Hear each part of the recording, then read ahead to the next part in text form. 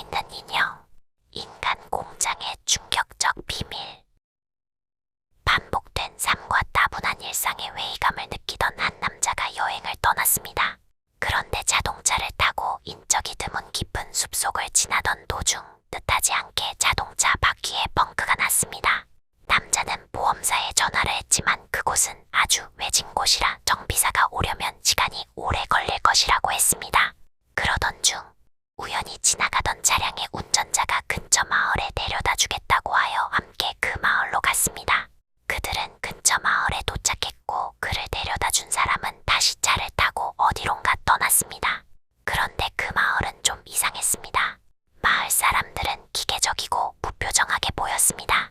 그들의 눈빛은 무뎌져 있었고 어떤 감정도 표현하지 않았습니다. 남자는 이 마을에 대해 조사를 시작했고 이 과정에서 한 공장을 발견하게 되었습니다. 공장 안에서 그는 공장의 자동화 기계들에 의해 인간의 육체가 살아있는 인형으로 만들어지는 것을 목격했습니다. 마을 사람들이 모두 인형이라는 것을 알게 됐을 때 그는 누군가 구조를 요청하는 소리를 들었습니다. 그는 근처의 감금된 방에서 아직 인형이 되지 않고 살아있는 한 여자를 발견했습니다. 그 여자는 얼마 전 타이어 펑크 사고를 겪은 다른 사람의 전화를 받고 마을에 온 자동차 정비사였습니다. 여자는 사고 현장에 왔을 때 전화를 걸었던 이는 온데간데 없었고 하룻밤 묵기 위해 마을에 왔을 때 인형들에게 납치당했다고 했습니다.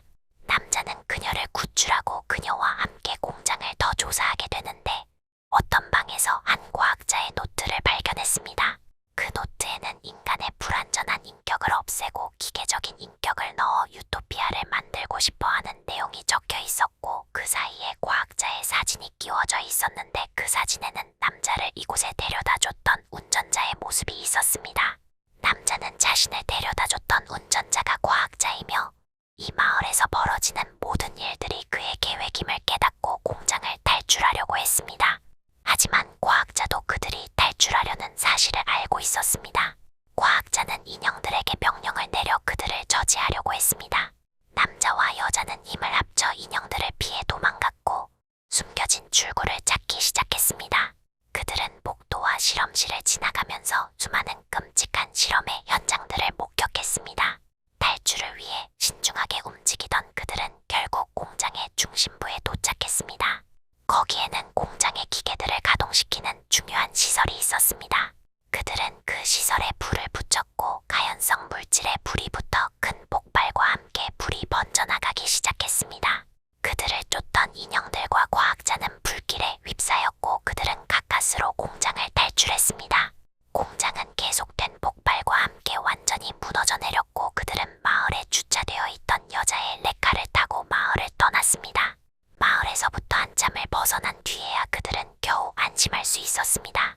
그들은 서로 이야기를 나누며 친해졌고 이번 사건을 통해 살아있는 인간의 감정과 정신이 얼마나 소중한 것인지